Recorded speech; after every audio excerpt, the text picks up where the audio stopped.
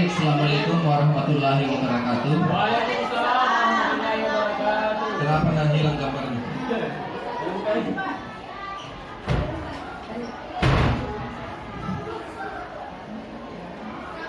Baik, terima kasih atas kehadirannya Bapak Ibu dalam mengikuti kegiatan diseminasi dari saya, di mana ini adalah salah satu tugas dari LMS sebagai kewajiban calon guru penggerak untuk mengimbaskan apa yang saya dapatkan dari LMS itu diimbaskan kepada rekan-rekan sejawat yang berada di sekolah.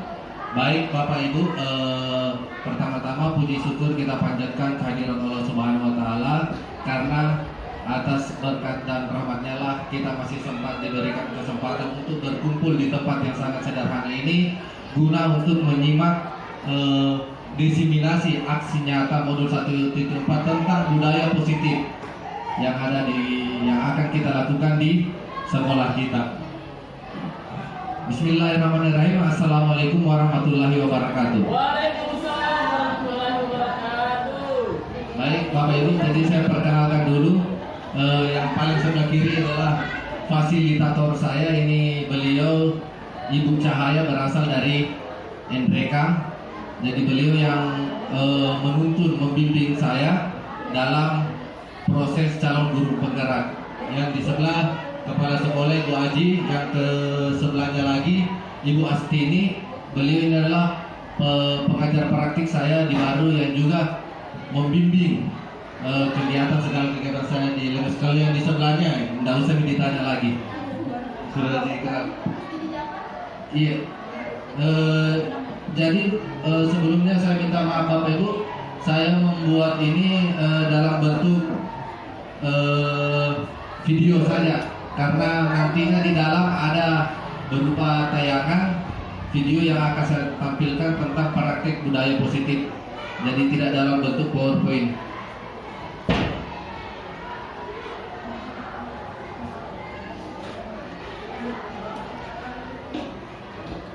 Saya lanjut. Jadi apa yang kita ingin capai hari ini adalah satu, tentang perubahan paradigma belajar.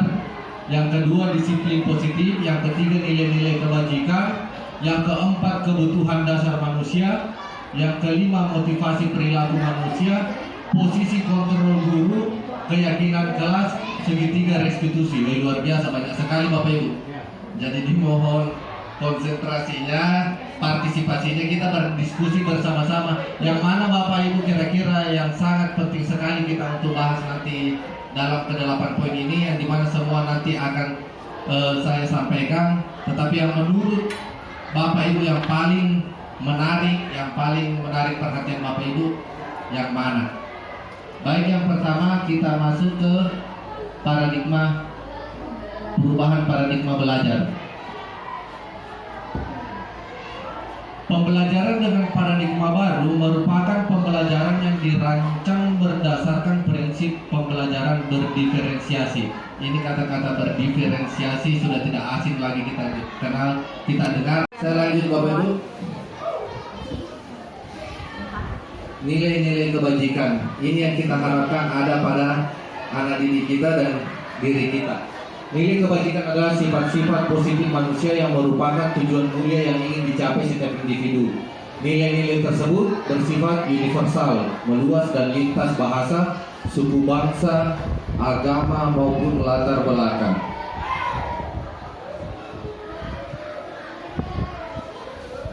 Nilai-nilai kebajikan bisa terbagi atas dua. Ada beriman dan bertakwa kepada Tuhan Yang Maha Esa, berakhlak mulia, berkebinekaan global, gotong royong. Ya, ini semua yang ada pada profil Pancasila. Yang ada pada PYP ataupun Primary Years Program adalah toleransi, rasa hormat, integritas, mandiri, menghargai, antusias, empati, keingin-tahuan, kreativitas, kerjasama, percaya diri, dan komitmen. Izin Bu aja karena masuk nih orang, masih saya lanjutkan sedikit beberapa menit lagi. Terima kasih. Keterampilan hidup ataupun life skill. dapat dipercaya, lurus hati, pendengar yang aktif, tidak merendahkan orang lain dan memberikan yang terbaik dari diri. Nah, ini adalah kebajikan universal, kebutuhan dasar manusia. Nah, ini kita fokus kepada peserta didik kita, Bapak Ibu. Kebutuhan dasarnya, kebutuhan dasar manusia adalah segala sesuatu yang kita lakukan untuk mendapatkan apa yang kita inginkan. Seluruh tindakan yang kita lakukan memiliki tujuan tertentu, dan semua usaha terbaik yang kita lakukan adalah dalam rangka agar kebutuhan dasar kita terpenuhi dengan baik. Ada 5 di sini, Bapak Ibu, kebutuhan dasar peserta didik kita. Ada merasa senang, ingin merasa senang, bebas, apa lagi ya?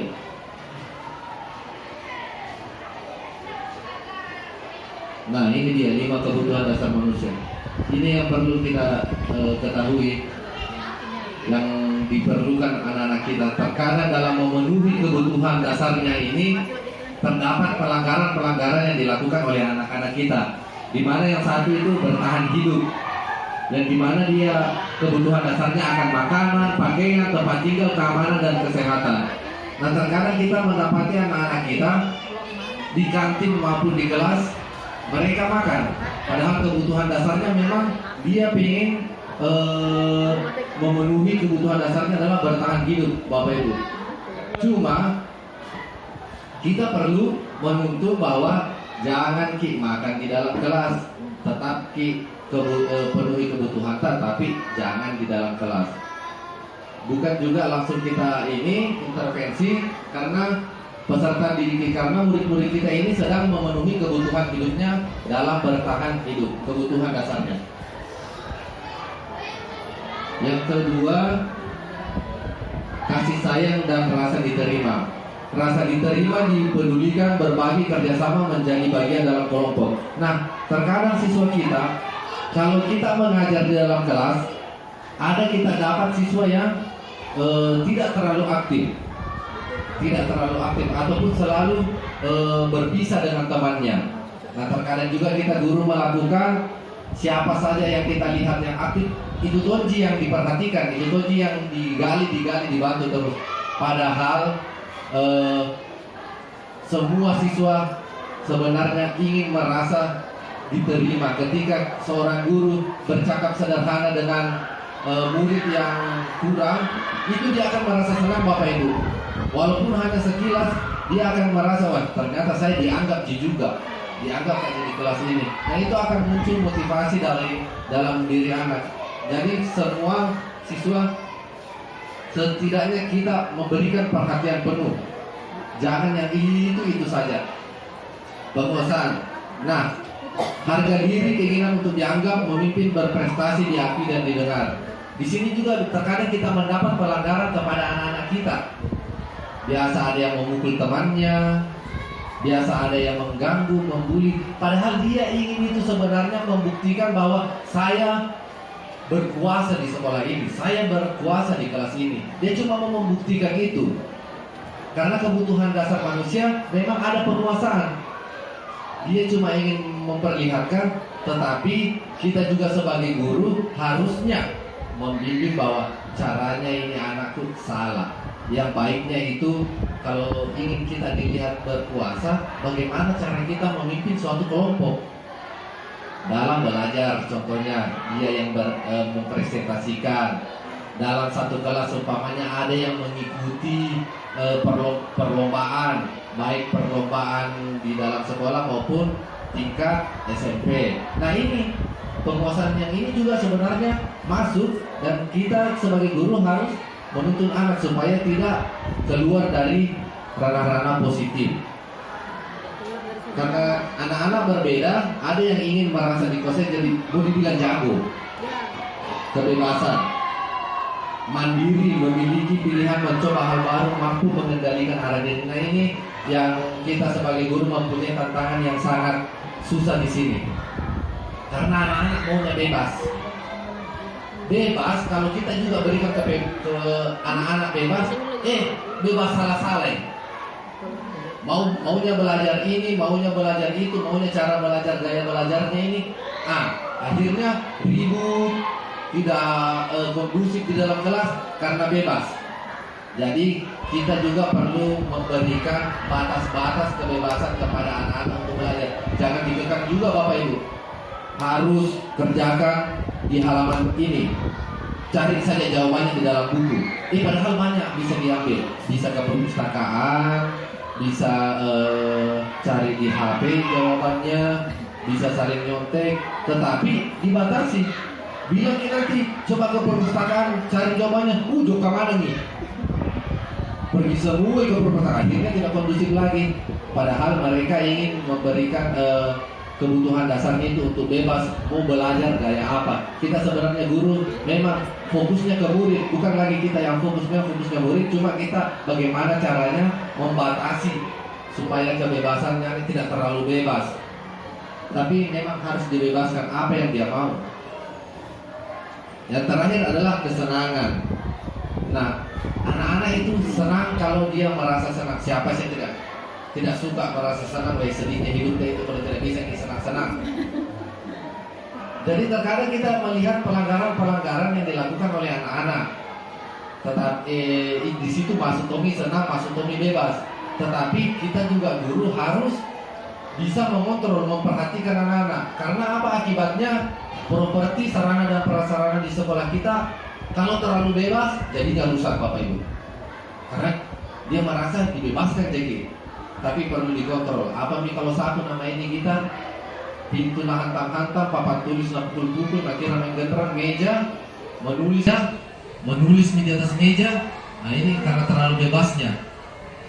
Jadi kita sebagai guru memang anak-anak butuh senang, tetapi kita batasi, kita kontrol, jangan tidak baik. Nah, kita ada peraturan kalau kotor, kalau rusak, apa nih kamu pakai? Apa yang dipakai belajar kalau rusak seperti itu. Tapi anak-anak juga jangan dikekang karena memang mereka butuhnya senang. Ketika anak-anak senang di dalam proses pembelajaran, maka pembelajaran akan berjalan dengan baik Bapak Ibu. Motivasi perilaku manusia, eksternal dan internal. Yang lebih bagus sebenarnya ada di internal. Sepakat video ini Bapak Ibu. Internal atau eksternal yang mana paling bagus? Internal ini. Karena kalau dalam internal itu akan menimbulkan kesadaran diri kita sendiri. Tidak dilihat ada kalau dari luar tidak bilang ada kepala sekolah. Masuk cepat. Ada kepala sekolah. Tetapi kalau dalam internal sudah ada tanggung jawabku ini. Masuk maka saja deh. Saya sudah mau mengajar, kasihan murid-murid. Jadi ini perilaku, motivasi perilaku manusia. Ketika untuk menghindari ketidaknyamanan atau hukuman seperti ditegur oleh pimpinan atau guru menegur siswanya, siswa ini jadinya terbebani, takut. Jadi kita harusnya muncul dalam internal adalah untuk menjadi orang yang mereka inginkan dan menghargai diri sendiri. Ketika saya tepat waktu belajar di dalam sekolah, itu saya yang mendapatkan ilmuku sendiri. Saya bisa menjadi anak yang cerdas, anak yang pintar. Tetapi kalau tidak, kalau hanya takut, Pak Jusnadi yang mau datang masuk mengajar, takut ke saya, terlambat gak makan, Pak tidak dikasih masuk Pak nanti. Pak Tamsil mau masuk mungkin, Ibu Naida mungkin mau masuk, tidak dikasih masuk mungkin. Takut ya anak-anak. Jadi itu proses pembelajaran juga tidak seakan-akan dia bilang saya cuma mau masuk dulu karena bapak ini yang masuk, karena ibu ini yang masuk. Tetapi kalau dia memang muncul dari dalam dirinya untuk menghargai diri sendiri, maka pelajaran apapun itu akan terasa senang, enak Bapak Ibu. Ada pertanyaan ini. Setujukah Bapak Ibu hukuman itu dapat mendisiplinkan anak? Setuju tidak Bapak Ibu? Ada tidak, ada juga setuju. Pemberian hukuman dengan hal positif seperti membaca atau membersihkan halaman sekolah dapat meningkatkan disiplin anak. Terlambat seumpama jadi terlambat disuruh membaca, baca di situ 10 halaman, baru tanya kan nanti apa isinya bacaan. Atau bersihkan halaman, di situ semua sampah-sampah, pungut untuk meningkatkan disiplin anak. Setuju itu Bapak Ibu? Ini kita berbicara hukuman. Iya, ada setuju juga. Memberi penghargaan dapat meningkatkan motivasi belajar anak. Nah ini ketika ada anak yang berprestasi diberikan penghargaan. duit kah, 5.000 rupiah, diberikan kerupukan, es. Setuju gini Bapak Ibu? Setuju. Baik, ada setuju, ada ragu-ragu, ada tidak setuju. Setuju semua saya Pak. Iya, setuju semua. Ya itu tadi, ada hukuman, ada penghargaan. Jadi kita lihat dulu ini. Ada dibilang hukuman, ada dibilang konsekuensi, ada restitusi. Kalau hukuman dan konsekuensi biasa kita dengar. Ini yang restitusi yang kayak baru kita dengar. Nah ini yang restitusi adalah yang saya dapatkan di guru penggerak pembelajaran ini. Jadi kita perhatikan yang pertama, apa sih itu hukuman? Tidak terencana tiba-tiba. Melanggar kau, sini dulu. Kau ketok kau tuh. Sini dulu. Pukul coba itu siapa? Kenapa kau buang? Nah itu tiba-tiba. Murid tidak tahu apa yang akan terjadi, tidak dilibatkan, bersifat satu arah, berupa hukum fisik dan psikis. Ya, guru-guru dulu ini Bu. Kenapa kau di situ ribut? Bukan aku temanmu. Naik kau di sini di atas. Nah, kasih begini kakimu sama 1 jam. Itu hukuman. Konsekuensi terencana disepakati sesuai peraturan, murid tetap dibuat tidak nyaman, sikap guru selalu memonitor murid.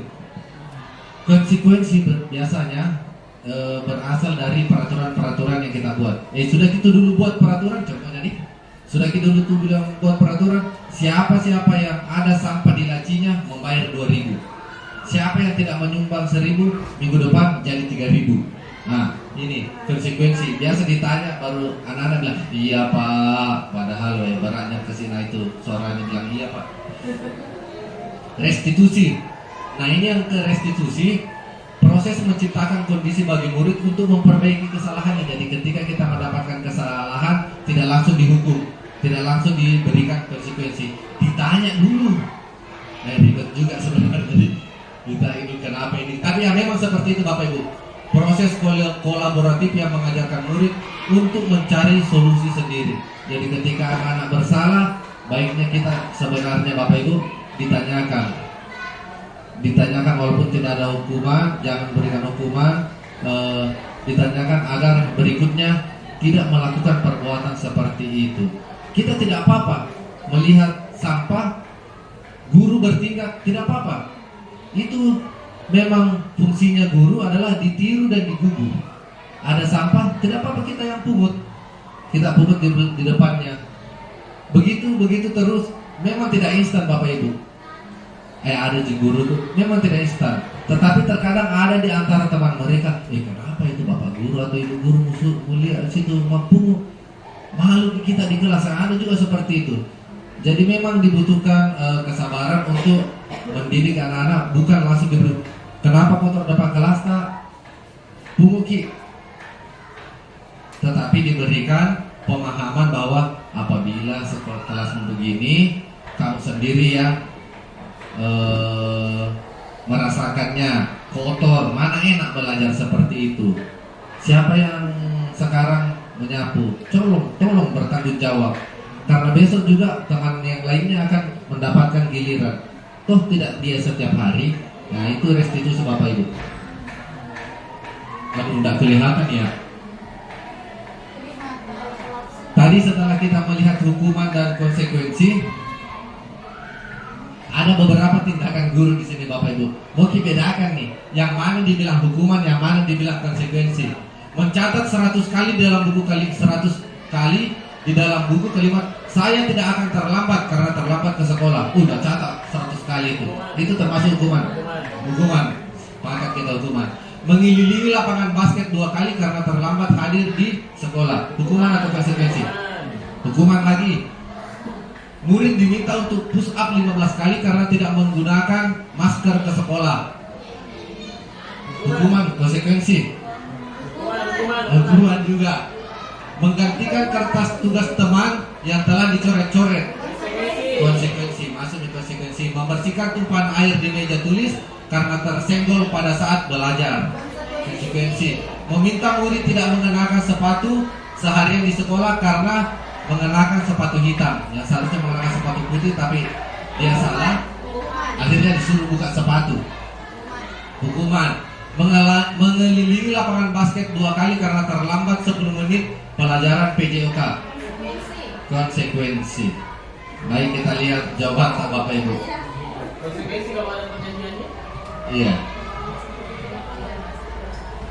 Kebanyakan hukuman nih. Cocok semua. Luar biasa. Kita sebagai guru ini sudah mampu sebenarnya membedakan apa itu hukuman, apa itu konsekuensi. Tinggal penerapannya Bapak Ibu. Memang kenapa dikatakan konsekuensi mengelilingi lapangan basket 2 kali? Contohnya seperti ini Bapak Ibu. Kalau guru olahraga, memang awalnya pemanasan dia, lari memang bersama temannya. Nah, setelah pemanasan seperti itu masuk kegiatan inti baru datang temannya. Nah, ini temannya tidak boleh juga langsung mengikuti kegiatan inti tanpa pemanasan. Nanti keselio karena tidak pemanasan, maka diberikan juga dia mengelilingi lapangan basket karena yang dilakukan temannya juga tadi seperti itu, Ji. Jadi ini bukan hukuman, temannya juga melakukan itu. Ini adalah sebuah pelajaran pemanasan. Seperti itu dibilang konsekuensi. Menggantikan kertas tugas teman yang telah dicoret-coret. Konsekuensi. Karena yang tadinya tidak tercoret tapi kamu coret-coret, tolong dong diganti. Itu konsekuensinya. Beda dengan yang lain, disuruh push up karena tidak menggunakan masker ke sekolah, itu adalah hukuman Bapak Ibu. Jadi kita di sini sebenarnya dia ajarkan bahwa bagaimana kita seorang guru meninggalkan hukuman karena dampaknya luar biasa. Memang pada zaman dulu ini efektif, hukuman ini efektif untuk mendisiplinkan anak. Itu zaman old. Sekarang beda, karena memang zamannya anak-anak sekarang berbeda Bapak Ibu. Bahkan sekarang sudah dibilang Gen Z, generasi Z, yang dimana semua serba teknologi. Mereka mendapatkan informasi bukan cuma dari guru, tapi mendapatkan informasi juga dari luar. Terkadang kita dikalahkan oleh anak-anak dalam penggunaan handphone. Saya juga menyadari itu, anak saya luar biasa. Bisa mimat TikTok, sedangkan saya tidak bisa. Bisa mengangkat video, sedangkan saya tidak bisa. Jadi itulah generasi Z sekarang. Nah, ini ada 5 posisi kontrol guru, ada penghukum, pembuat rasa bersalah, ada teman, ada pemantau, ada manajer. Kita sebenarnya diharapkan di manajer Bapak Ibu, bukan lagi penghukum, bukan lagi pembuat rasa bersalah, bukan juga teman. Tapi kira-kira kita berada di mana ini Bapak Ibu?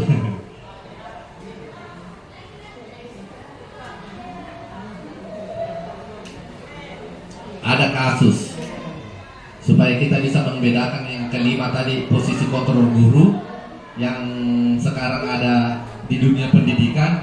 Ada kasus, contohnya tidak memakai atribut lengkap saat upacara bendera. Penghukum, seorang guru penghukum akan mengatakan hormat kau kepada bendera 1 jam. Nah, itu penghukum itu jenis tipe guru penghukum. Pembuat rasa bersalah, ada juga guru yang mengatakan seperti ini. Berapa kali ibu bapak kasih tahu kamu selalu mengecewakan bapak ibu. Nah, ini yang pembuat rasa bersalah. Ada juga guru mengatakan seperti itu. Ada juga yang guru seperti seorang teman. Ayo dong, ikuti aturan sekolah. Tolong bantu bapak ibu ya, sekali ini saja. Ya sudah, tidak apa-apa. Lain kali jangan berbuat seperti itu lagi. Nah, ini contoh guru yang seperti teman. Kontrol guru seperti teman terhadap muridnya. Masih ada 2 guru. Ada pemantau. Kamu sudah melanggar peraturan sekolah. Kamu tahu konsekuensinya. Setelah upacara kamu beli atributnya di koperasi dan jangan diulangi. Nah, ini pemantau. Yang manajer ini yang diharapkan untuk kita Bapak Ibu sebenarnya sebagai guru. Apakah kamu tahu kesalahanmu? Kira-kira bagaimana kamu memperbaiki kesalahanmu? Jadi diberikan dulu ketenangan kepada siswa, karena tidak selamanya siswa melakukan kesalahan yang berulang. Beda lagi kalau yang sudah berulang, lain di penanganannya. Mungkin bukan di kita guru wali kelas, itu sudah melangkah kepada tahap guru BK, yang kebetulan kita sebagai guru SMP memiliki guru BK. Nah, kalau sebagai guru, ini dulu yang kita berikan kepada anak-anak. Apakah kamu tahu kesalahanmu? Kira-kira bagaimana kamu memperbaiki kesalahanmu? Seperti itu Bapak Ibu. Astagfirullah, masih banyak. Percepat.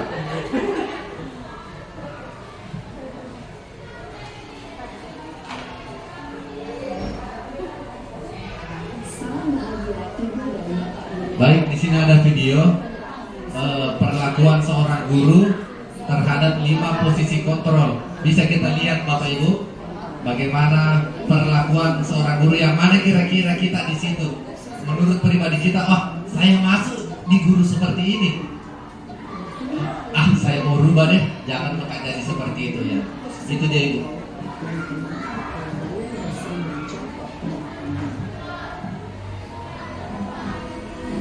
Baik, silakan disimak videonya Bapak Ibu.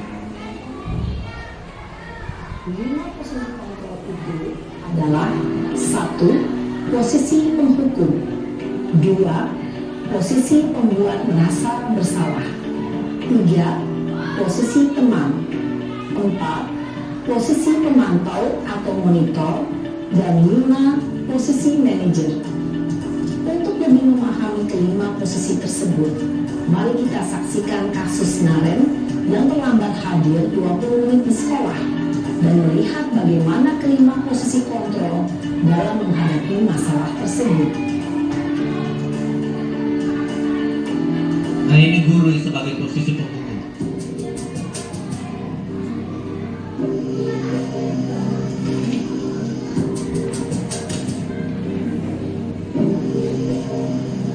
Naren, sini kamu. Selamat pagi Bu. Selalu terlambat. Kamu deh, pasti terlambat. Maaf Bu, saya Apa? Apa coba? Alasan kamu apa lagi? Kapan sih kamu tidak terlambat? Malas sekali ya kamu jadi anak. saya Dasar pemalas. Gak kapok-kapok sih kamu. Sudah berapa kali terlambat? Sana, kamu keliling lapangan basket 2 kali. kenapa saya harus ke lapangan basket Bu? Kenapa? Kamu lawan ibu. Berani-beraninya jawab.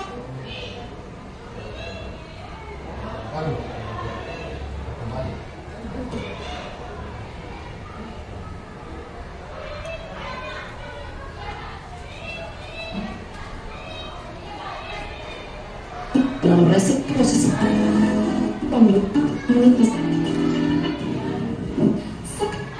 Kelas. Kenapa saya Kelas.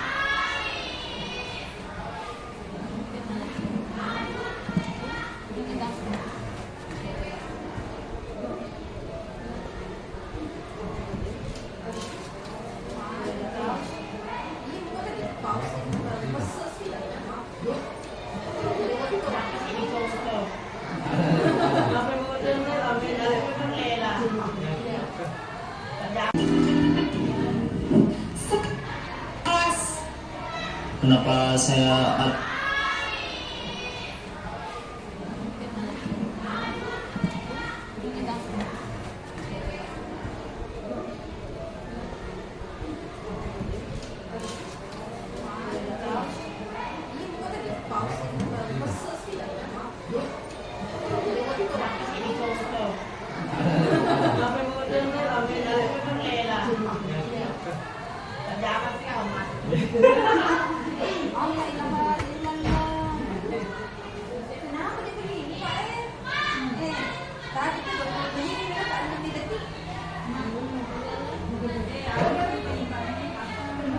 penyimpanan juga sih? Penyimpanannya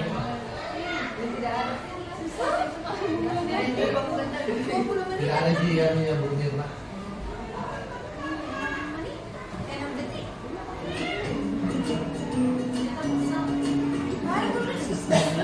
Yang terlambat hadir 20 menit di sekolah. Dasar pemalas. saya harus ke lapangan basket Bu. Kenapa? Kamu lawan ibu. Berani-beraninya jawab. Sudah terlambat masih berani jawab pula. Sekarang keliling lapangan basket 5 kali sekalian. Biar kapok. Cepat. Pergi sana ke lapangan basket. Posisi penghukum biasanya berbicara dengan nada tinggi, menghardik, menunjuk-nunjuk, menyakiti, dan menyindir. Hukuman bisa berupa fisik maupun psikis. Ibu dan bapak guru hebat.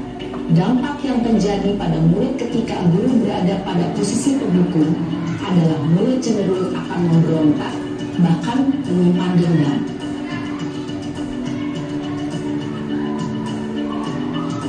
Yang kedua, membuat merasa bersalah. Masih sama kasusnya.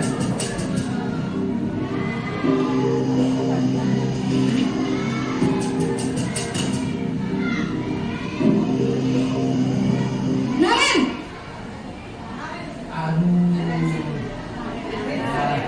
Selamat pagi Bu. Naren, kamu kenapa terlambat lagi, nak? Ya Tuhan, Naren. Kamu senang ya bikin ibu susah ya?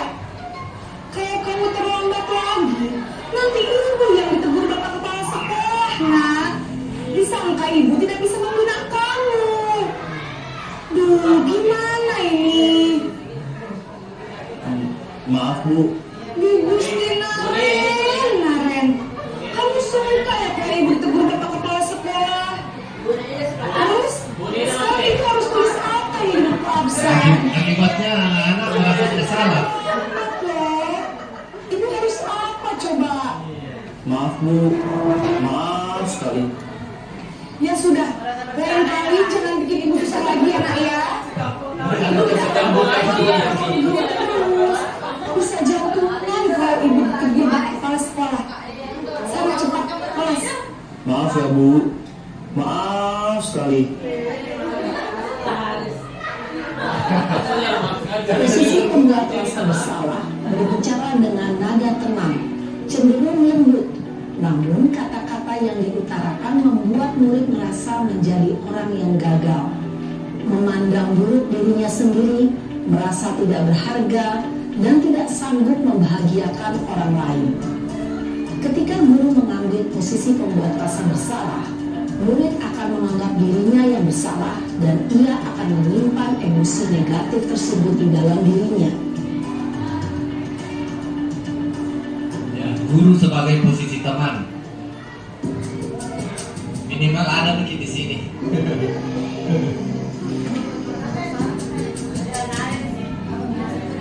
Lagi-lagi Naren. Naren!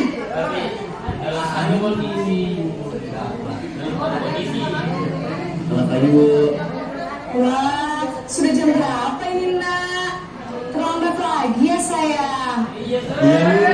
Habis ibu saya lupa bangunkan saya Bu. Kamu malah menyalahkan ibu kamu. Kamu bukannya anak yang larinya paling kencang. Kok terlambat sih? Iya Bu.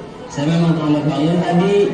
Jadi biarpun saya Akhirnya anak mulai disenyum-senyum bicara sama gurunya. belajar Bu. Ya sudah sana. Nanti lain kali larinya lebih kencang lagi ya. Biar gak terlambat lagi. Bikin senang ibu. Demi ibu. Bisa kan? Bisa lah Bu. Ya sudah sana masuk kelas. Ibu beresin urusan absen kamu. Kamu ini ada-ada saja. Dalam posisi teman, guru berbicara dengan nada suara ramah, akrab, cenderung bersenda gurau untuk menjaga suasana tetap santai. Murid akan merasa senang, aman, dan akrab dengan guru. Identitas yang tercipta adalah identitas sukses atau berhasil. Namun, perlu diingat, karena ini masih dorongan eksternal, maka ada faktor ketergantungan dari murid kepada orang tertentu. Di sini guru absennya, sehingga di lain waktu murid bisa berperilaku baik, namun hanya kepada orang-orang tertentu saja. Kalau Pak Kamal yang jaga pikir, Pak Fahmi yang menjaga. Hati-hati.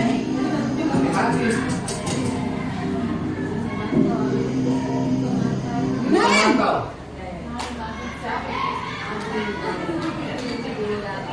Selamat pagi Bu. Naren, apa peraturan sekolah kita tentang jam berapa kita harus masuk sekolah, nak? Kita harus di sekolah jam 7, Bu. Iya betul, sekarang sudah jam 7.20. Naren sudah tahu konsekuensinya jika terlambat hadir. Paham, Bu. Saya harus tinggal kelas pas jam istirahat selama 20 menit. Iya benar, konsekuensinya demikian. Jadi nanti jam 9.30 pas istirahat, kamu harus tinggal di kelas, kerjakan tugas tambahan untuk ketertinggalan kamu, ya? Baik, Bu. Posisi pemantau mengandalkan penghitungan atau data untuk mengontrol murid. Guru mengarahkan murid berdasarkan peraturan dan konsekuensi. Seorang pemantau menunjukkan bahasa tubuh dan ekspresi wajah yang datar dan cenderung formal. Formal ya ini yang diharapkan. Manager, manager. Tapi susah juga nih. Tapi diharapkan harus ke sini. Kita sebagai guru harus ke sini. Naren!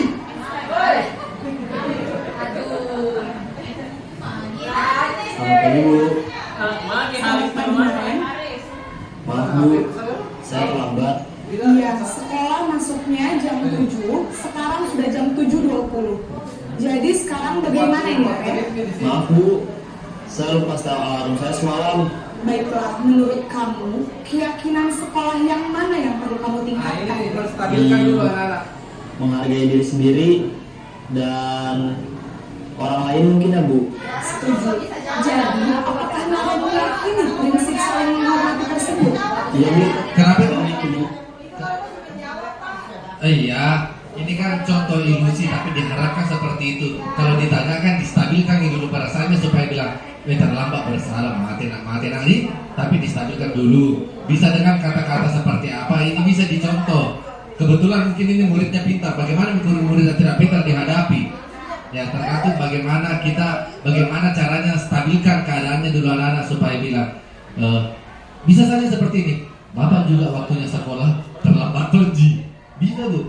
Jadi dia kira-kira bisa diharapkan anaknya udah, wah pernah pergi balik guruku terlambat waktunya sekolah. Nah itu tujuannya supaya bisa ditenangkan dulu perasaannya. Itu kita diharapkan sebagai manajer. Apakah Naren bersedia memperbaiki masalah keterlambatan ini? Bersedih. Nah ini dia memvalidasi kesalahannya. Ketika kita sudah memberikan anak-anak sudah distabilkan jiwanya karena tadi terlambat, bisa nih lagi ditanyakan bilang bagaimana apa yang kita lakukan kalau terlambat Ki? Bagaimana apa yang harusnya banyak kita lakukan? Tidak mau mikir lagi lain kali ditanya memang kamu, Bu. Ya, Bu. Bagaimana kamu akan perbaiki masalah keterlambatan ini? Saya akan coba untuk tidak lupa menyetel alarm saya, Bu. Baik, kalau Naren lupa menyetel alarm di rumah, ada orang yang kira-kira bisa bantu mengingatkan tidak? Ada, Bu. Nah ini posisi gurunya disuruh bagaimana caranya supaya si anak ini bisa bagaimana cara supaya dia terlambat lagi. Baik, jadi yang mengingatkan Naren adalah Kak Emma dan Ibu Nadia. Kira-kira akan mulai setel alarm kapan nih, Naren? Setelah pulang sekolah, akan segera saya lakukan. Baik, jadi Naren akan setel alarm untuk bangun besok pagi dan akan diingatkan oleh kakak dan ibunda Naren ya. Ada lagi yang mungkin perlu dilakukan Naren agar tidak terlambat bangun lagi? Tidak ada, Bu. Baik Naren, terima kasih untuk kerjasama kamu. Sekarang kamu perlu kembali ke kelas untuk belajar. Baik, Bu. Terima kasih. Posisi manajer adalah posisi kontrol yang disarankan untuk membimbing murid memiliki sikap disiplin yang positif, yaitu murid yang mandiri, bertanggung jawab, dan dapat memecahkan masalah. Tujuan dari posisi ini adalah agar murid dapat berefleksi atas tindakannya. Guru akan dengan tulus memberikan pertanyaan-pertanyaan bermakna, sehingga membuat murid dapat belajar dari kesalahannya dan mencari sebuah solusi untuk menyelesaikannya. Ibu dan bapak guru hebat, setelah mengamati adegan kelima posisi kontrol tadi, kira-kira posisi mana yang paling ideal? Yang mana paling ideal? Pemantau nih? Pemantau paling ideal, manajerku. manajer. Ya berarti kita kira-kira masih ada di posisi pemantau. Diharapkan kita menuju ke manajer. Kalau kita kalau kita di posisi pemantau, Ibu, berarti kita cuma menyarankan anak-anak ketika dia terlambat. Kita sudah lihat itu fisik, kita sudah lihat itu peraturan sekolah. Kalau terlambat kenapa gitu? Saya tidak. Jadi guru ini merasa seakan-akan tidak mau bersalah dia. Dia cuma bilang, oh kau bersalah, lihat ini peraturan, konsekuensinya seperti apa. Tidak ada pemecahannya, tidak ada solusi untuk anak-anak supaya tidak melakukan perbuatannya ke depannya. Begitu. Posisi mana yang dapat menunjang motivasi intrinsik murid? Ya, tentu posisi manajer. Posisi ini memang posisi ideal yang ingin dituju setiap pendidik. Pada posisi inilah, guru dapat menerapkan disiplin positif dan berpihak pada murid, yang memerdekakan murid. Perjalanan seorang pendidik tentunya tidak mudah untuk sampai pada posisi seorang manajer. Namun, tujuan kita pasti, yaitu menciptakan murid-murid yang mandiri, merdeka, dan bertanggung jawab. Semoga penggambaran 5 posisi kontrol yang telah diperlihatkan ini dapat menjadi ajang refleksi bagi kita semua. Ya, baik itu tadi Bu, sepintas. Jadi saya lanjutkan lagi materi yang tadi.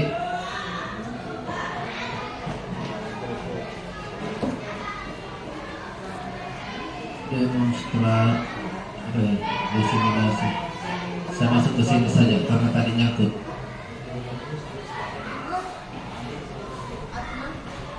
Oh, sedikit dimantau J 43 KB.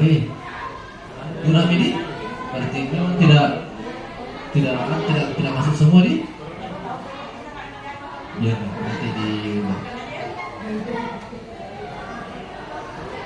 Masuk di sini misalnya. Itu lagi materi ini. Saya buka tadi Canva karena ada juga di sini saya buat, tapi biar ini dulu.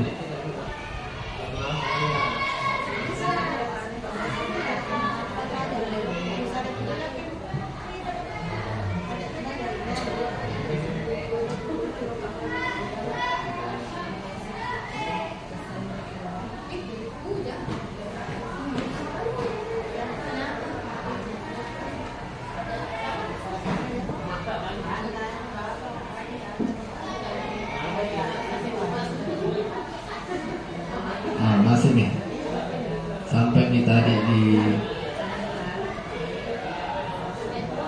mau saja dipercepat supaya sampai materinya. Sudah tadi ini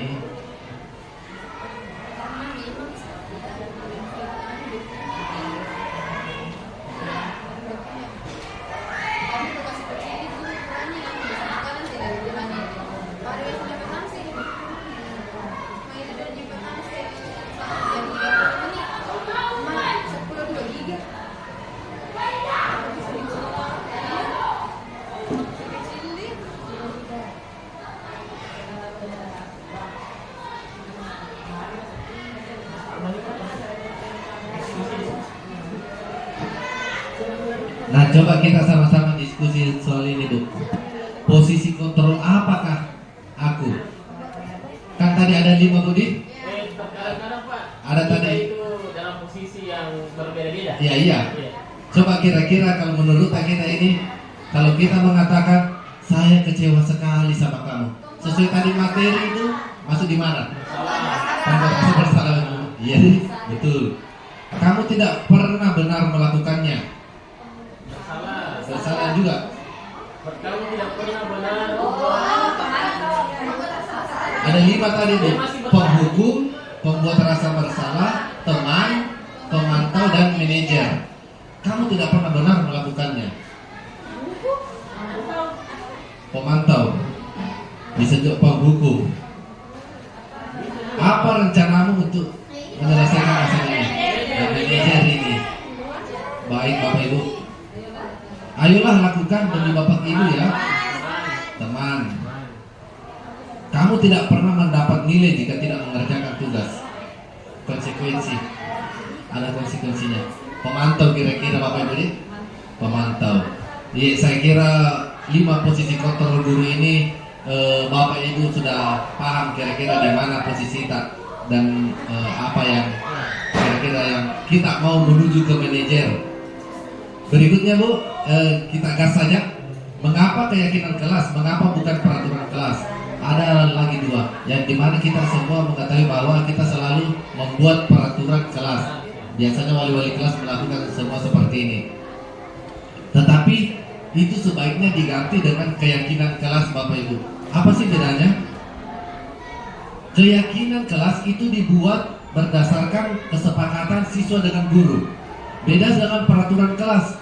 Contoh wali kelas mengatakan, kita kalau di sini harus bajunya masuk. Contohnya pakaiannya seperti ini, bukunya harus buku ini yang dipakai ya, yang tebalnya 32 halaman, bukunya yang tinggi. Itu peraturan kelas. Tetapi kalau keyakinan kelas yang dibuat, ada kesepakatan antara siswa dengan murid. Bu, saya maunya bisa tidak buku ini saja saya pakai? Bisa selama bukunya mungkin kita pakai bungkusan warna ini. Itu menandakan mata pelajaran ini. Nah, bisa seperti itu. Kalau bilang siswanya bisa ya, kita buatkanlah keyakinan kelas itu, bukan peraturan kelas. Di dalam kelas, setuju tidak kalau kita di dalam kelas tidak saling mengganggu temannya? Apa akibatnya jika mengganggu teman? Tetapi kalau langsung kita tulis peraturan kelas Bapak Ibu seperti jangan atau dilarang membuang sampah di dalam kelas. Beda kalau keyakinan kelas, jaga kebersihan kelas. Redaksi kalimatnya berbeda dan itu tidak seakan-akan menghardik anak-anak untuk tidak melakukan. Jangan menggunakan kata-kata negatif seperti jangan, dilarang, tetapi kita sebagai guru dirubah kata-katanya seperti jagalah kebersihan, berpakaianlah yang rapi, saling menghargai. Jangan kita menuliskan peraturan kelas seperti jangan mengganggu temannya, jangan ribut di dalam kelas. Ini kata-kata jangan ini mau diganti menjadi saling menghormati, saling membantu. Nah, itu sudah termasuk semua di dalam keyakinan kelas. Di mana ciri-cirinya bersifat abstrak, berupa pernyataan dan seterusnya. Apa hasilnya ketika peraturan kelas diganti menjadi keyakinan kelas? Ada bertanggung jawab mengerjakan tugas piket, bersikap jujur, bersikap tenang. Karena kenapa Bapak Ibu? Karena yang tadi keyakinan kelas, mereka lah sendiri yang membuatnya bersama gurunya, bukan gurunya yang membuat. Jadi ada motivasi dan dalam iya betul aja Pak Bu ya. Jadi saya harus kerjakan. Ya itu perbedaannya keyakinan kelas dengan peraturan kelas. Nah ini tadi Ibu, segitiga restitusi. Yang manajer tadi melakukan segitiga restitusi yang dimana yang pertama menstabilkan identitas, yang kedua memvalidasi tindakan yang salah, kemudian yang ketiga menanyakan keyakinan, memberikan solusi, membantu anak-anak untuk mencari solusi atas keterlambatannya. Itulah dikatakan tadi segitiga restitusi. Berikutnya ini ada contoh segitiga restitusi yang saya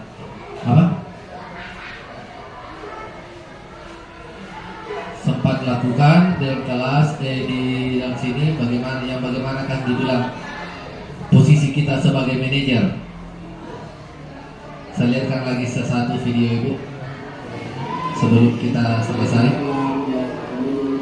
Jadi ini kasusnya anak-anak terlambat. Jadi ini adalah sebuah praktek di sekolah.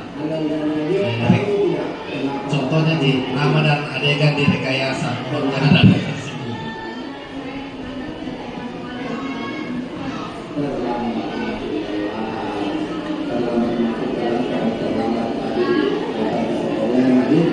Pertama-tama distabilkan dulu.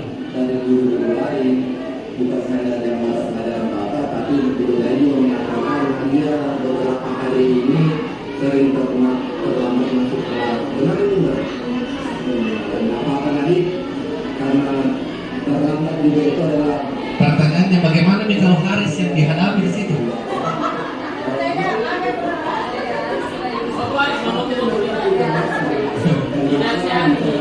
Bagaimana kalau Ridho yang dihadapi di situ?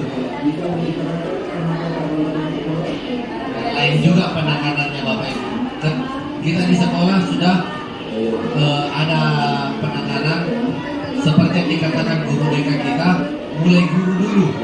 Guru dulu, ketika guru sudah tidak bisa, baru ke bawah di BK. Begitu ya Bapak Ibu. Jadi memang tidak selamanya kita bisa, tidak semuanya kasus kita bisa disimpulkan anak-anak.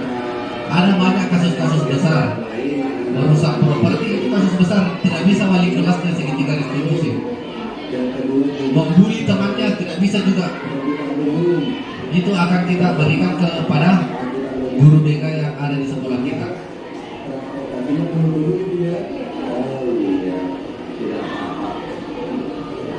Anda tahu keyakinan kelas apa yang Ini tahap terakhir. Tahap terakhir. Diberikan pertanyaan-pertanyaan Bapak Ibu supaya dia bisa jawab sendiri anak-anak. Adil tepat waktu. Jadi itu yang tidak terpenuhi dari itu juga bisa Karena murid kita sendiri yang membuat hadir tepat waktu diganti dengan jangan terlambat masuk kelas, karena dia sendiri yang membuat, akhirnya dia tahu sendiri akibatnya. Tapi jangan hukuman yang dikasih. Diberikan kesempatan untuk tidak melakukannya lagi, seperti itu Bapak Ibu.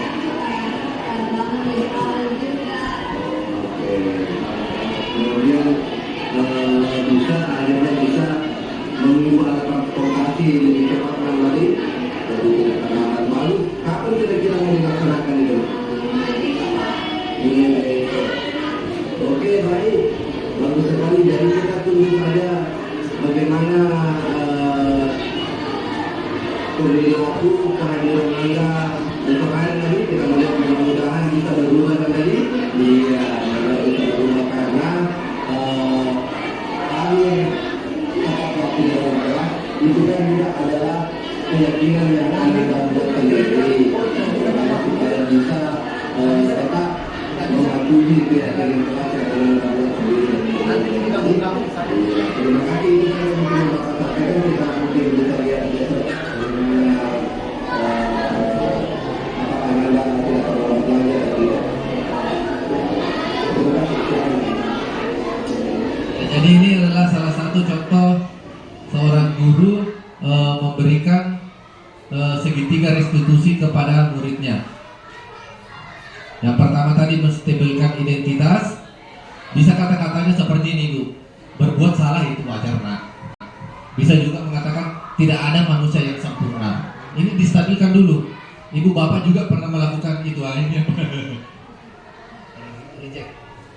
Ini yang susah juga ini. Ibu bapak juga pernah melakukan itu. Kebetulan kasusnya anak lompat pagar, Wak. Jangan ini yang kita kasih. Ibu bapak tidak mau mencari siapa yang salah, tapi ibu bapak ingin mencari solusi dari permasalahan ini. Ini biasanya kasus apabila ada dua anak yang berbuat salah, ada dua atau ada tiga secara berkelompok.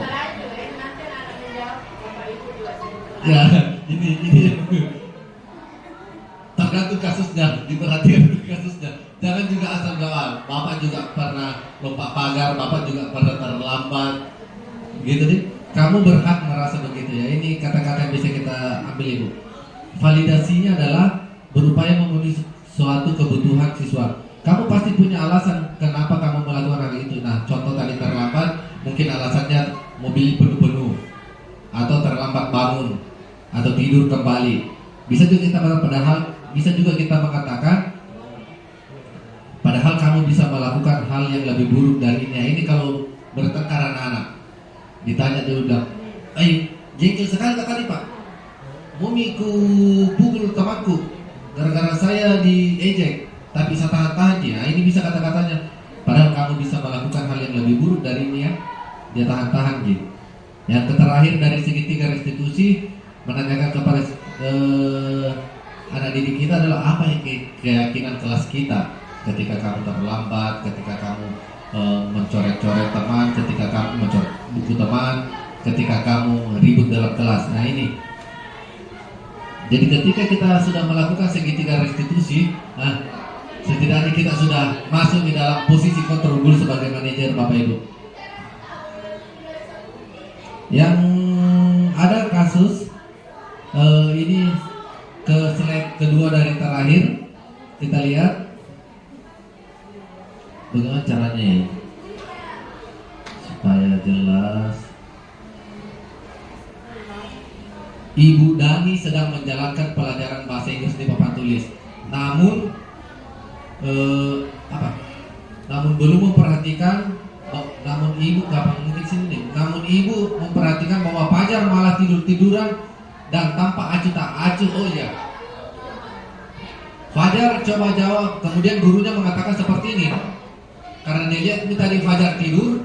Fajar, coba jawab pertanyaan nomor 3. Maju ke depan dan kerjakan di papan tulis. Fajar pun tampak malas-malas maju ke depan, dan sesampai di depan papan tulis, Fajar hanya diam terpaku sambil memegang buku bahasa Inggrisnya dan memainkan spidol di tangannya. Culi-culi nih. Ayo Fajar, jangan tidur-tiduran, lain kali perhatikan. Sudah sana, duduk kembali. Kira-kira siapa yang bisa? Fajar pun kembali duduk di bangkunya. Hal seperti ini sudah seringkali terjadi pada Fajar, seperti tidak memperhatikan, acuh tak acuh, dan nilai-nilainya pun tidak terlalu baik untuk pelajaran bahasa Inggris. Pada saat ditegur oleh Ibu Dani, Fajar hanya menjawab, "Tidak tahu, Bu." Ibu Dani pun menjawab lirih, "Gimana kamu Fajar? Kamu tidak kasihan sama ibu ya? Ibu sudah capek-capek mengajari kamu, tidak kasihan sama ibu." Dan Fajar pun diam membisu.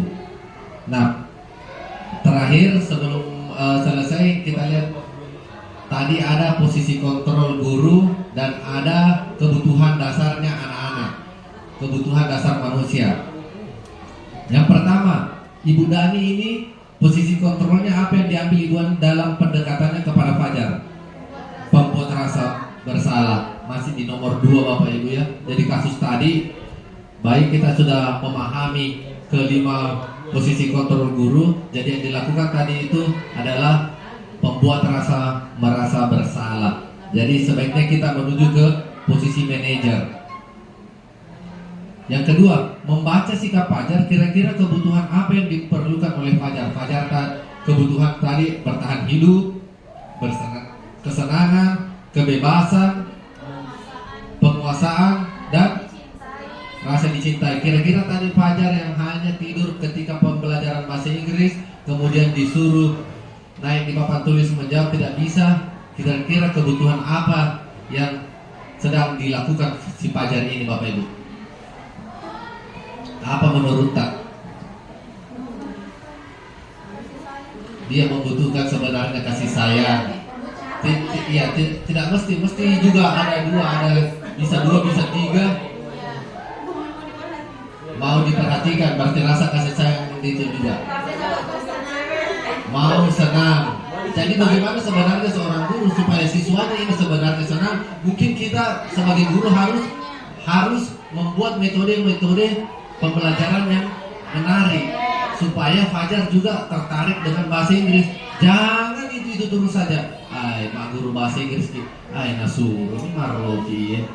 Nasuruh ni makapal. Bosan. Kesana betul saja. Bosan.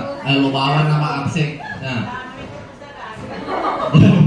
Jadi ini kebebasannya ini kebutuhannya ini si Fajar sebenarnya tidak terpenuhi. Jadi bagaimana posisi kontrol guru supaya Fajar ini merasa senang, merasa bebas, dan merasa diterima dalam pembelajaran bahasa Inggris. Yang ketiga, bila mana Ibu Dani mengambil posisi pemantau, apa yang akan dilakukan dan dikatakan olehnya? Pertanyaan seperti apa kira-kira yang akan diajukan? Kalau seandainya Ibu Dani tadi pemantau, bagaimana Bapak Ibu? Dia ini itu pemantau tadi. Ya, dia cuma apa ya? Kamu itu seperti bertanya. Iya. Ya, ada masalah dengan pembelajaran kamu dalam pembelajaran bahasa Inggris. Cuma tidur-tidur saja. Kamu tahu kenapa kalau tidur-tidur? Kalau kamu tahu tidur dalam kelas, kamu tidak dapat pelajaran dan kamu tahu konsekuensinya. Pokoknya itu kalau sebagai pemantau terlalu formal ke Bapak Ibu. Takut kisah gurunya. Nak kasih argumen tuh siswanya. Ya aku pura-pura salah itu, salah kok. Tidak diberikan solusi. Cuma selalu dikasih lihat bahwa yang kamu lakukan itu salah, maka kamu harus jalankan konsekuensinya. Seperti itu. Nah, apabila Anda adalah kepala sekolah di sekolah Fajar dan mengetahui hal ini, bagaimana tindak lanjut Anda? Ya, mahasiswa ya Memanggil. yang bertanya kenapa Pak Ayah selalu mengatur di dalam kelas. Kalau pelajaran bahasa Inggris, nah inilah tugasnya. Kalau kita sebagai kepala sekolah, kebetulan alhamdulillah ada kepala sekolah, kira-kira seperti itulah yang akan kita lakukan Bapak Ibu.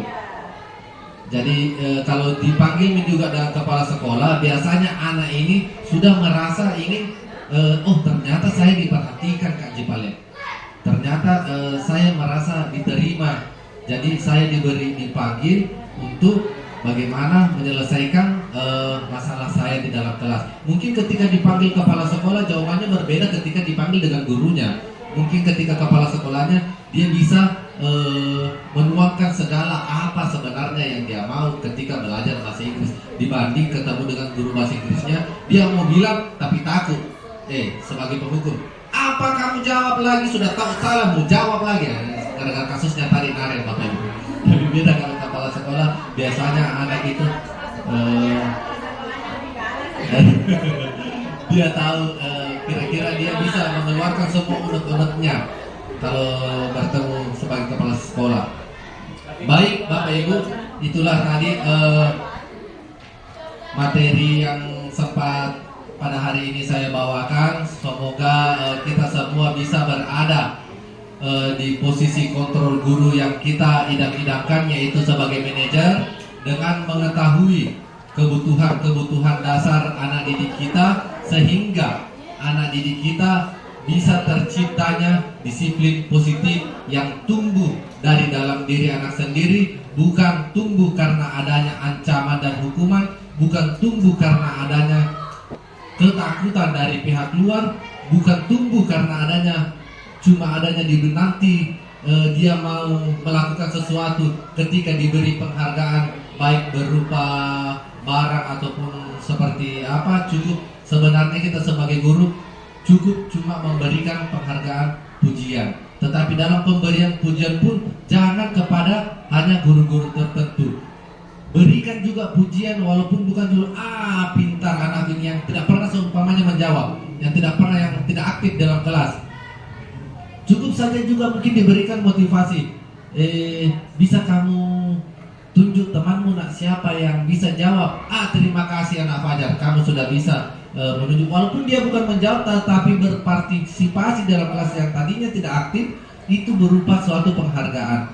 Jangan katanya memberikan penghargaan berupa uang, berupa barang, karena itu cuma motivasinya. Kasihan juga anak-anak yang tidak pernah mendapatkan, bisa saja muncul seperti ini. Alena sih matu malah hadiah ya. Alena sih matu malah tidak. Ini yang biasa muncul persepsi dari anak-anak ketika kita melakukan seperti itu.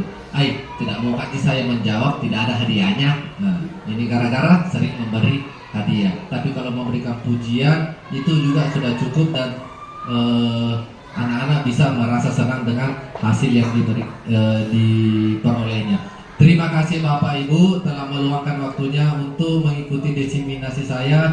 Saya sebagai guru di sekolah ini dan calon guru penggerak angkatan 11 mengucapkan banyak terima kasih kepada Bapak Ibu guru. Sekian dari saya. Assalamualaikum warahmatullahi wabarakatuh.